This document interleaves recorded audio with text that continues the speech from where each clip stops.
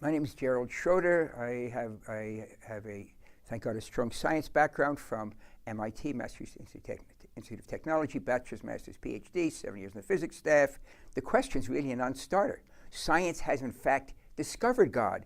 And you can talk to the hardline atheists, and they will say, it looks like science has indeed discovered God.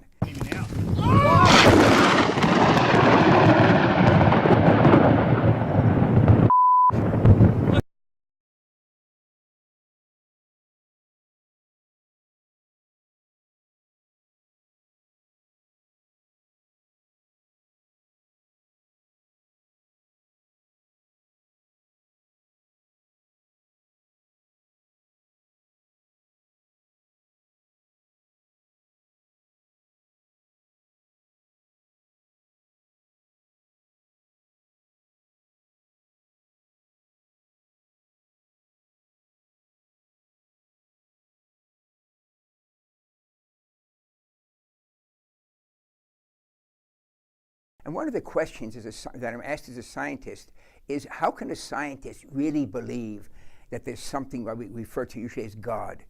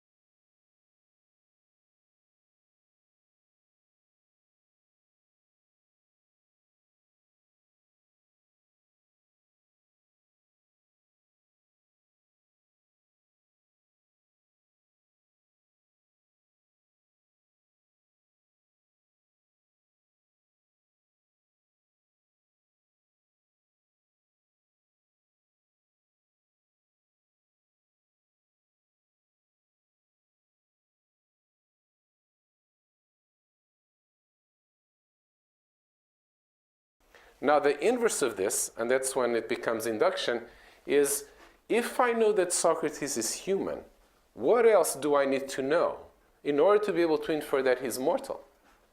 And of course, what I need to know is that humans are mortal. And so in this way, I have just induced a new general rule that humans are mortal. Of course, in general, I wouldn't just do it from Socrates. I would do it from Socrates and, and a bunch of other people. But that's the general way that this works. Okay? And then once I've induced rules like this, I can now combine them in all sorts of different ways to answer questions that I may never even have thought of. And this kind of flexibility and compositionality is actually something that of all the 5 tribes, only the symbolists have.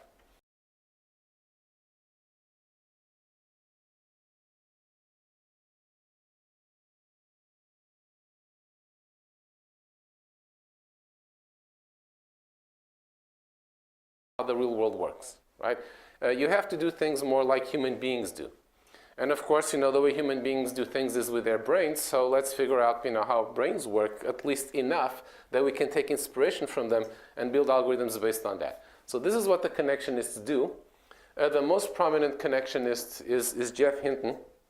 He actually started out as a psychologist 40 years ago, and now he's really more of a computer scientist. And he's been incredibly determined in his goal of understanding how the brain learns.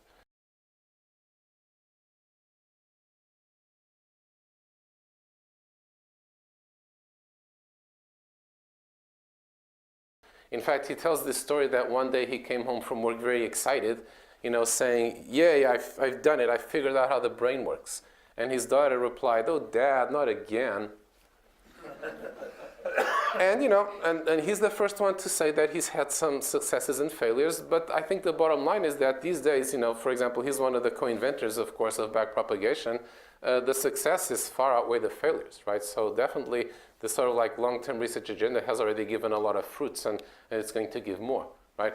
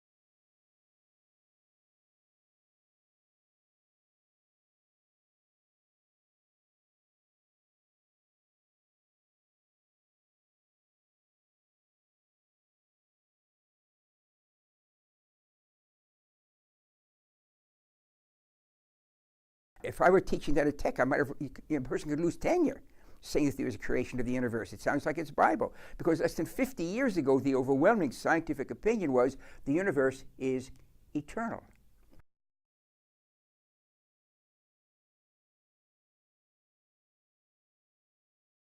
George Gamow, 60 years ago, predicted that if there had been a universe created hot and small, it would have exploded, and the energy would get more and more dilute. And Penzias and Wilson, these Arno Penzias and Robert Wilson, discover this energy that had been predicted overnight.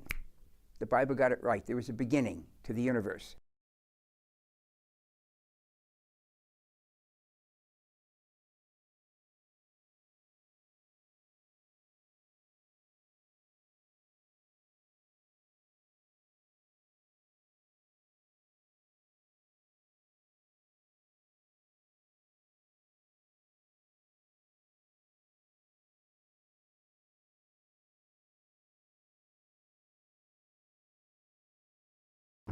Get that big anvil strike last night. I wasn't even out.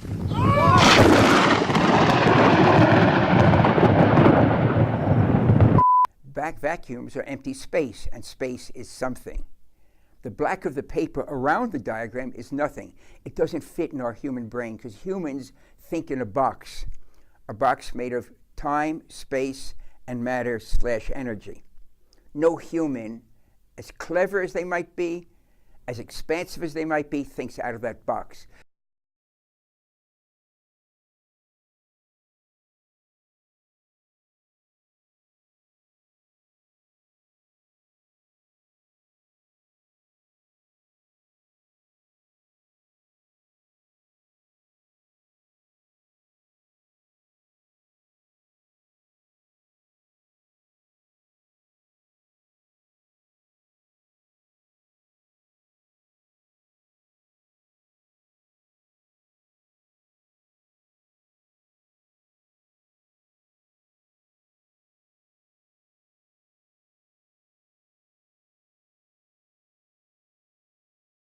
So when we say outside that diagram is nothing, we can use the words, but we can't conceive of nothing. It doesn't fit in the human brain.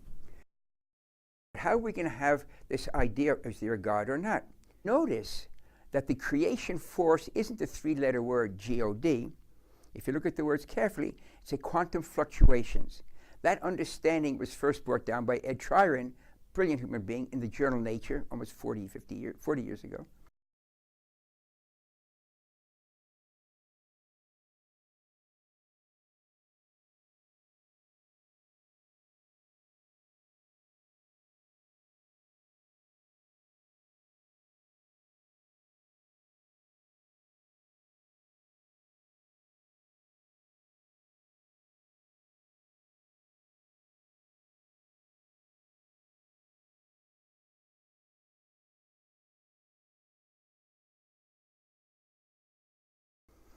The universe allows creation of something from nothing, provided you have the laws of nature, the quantum fluctuation.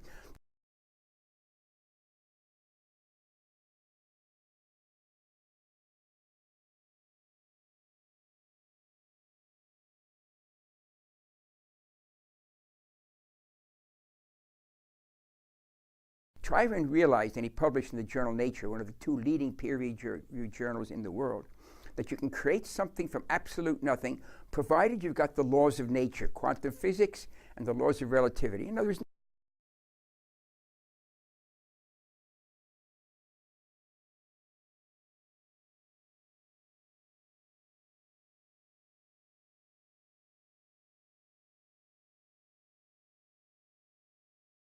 so look what science has discovered. We can create the universe from absolute nothing.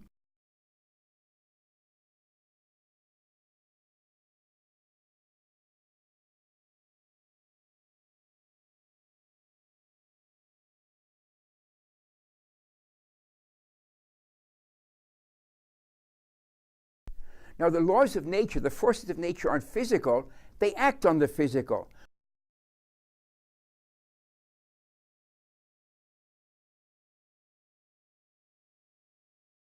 So if they create the universe, that means they predate the universe.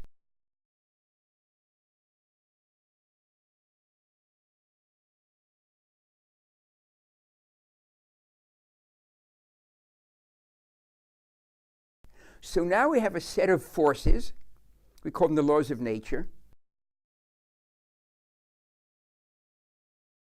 that are not physical, that are able to act on the physical. They create the physical from absolute nothing.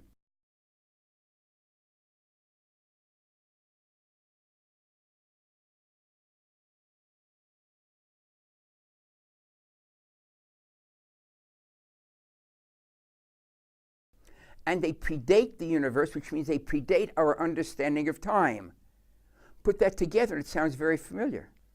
If you haven't noticed it, that's the biblical definition of God.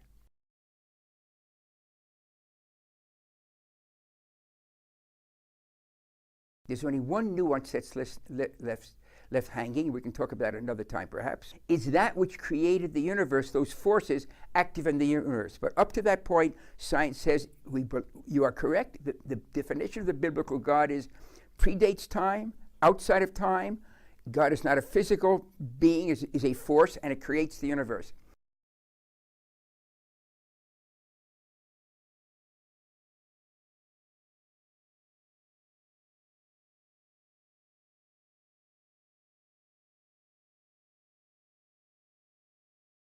You'll notice that the opening chapter of Genesis, the only name for God is Elohim, God as manifest in the universe. Science has indeed discovered the biblical God. Well, we just need one part left, crucial. That which created the universe is also active in the universe itself. The very fact that you're watching this now pretty much establishes that point.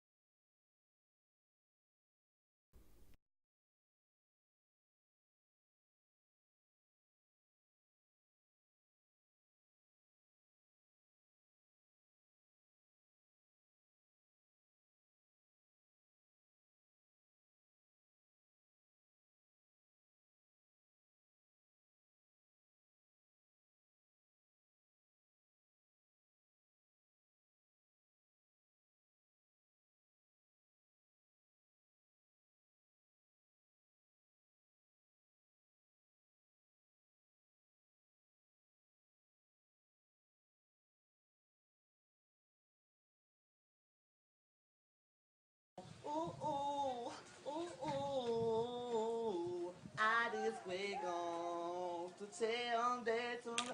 Ay!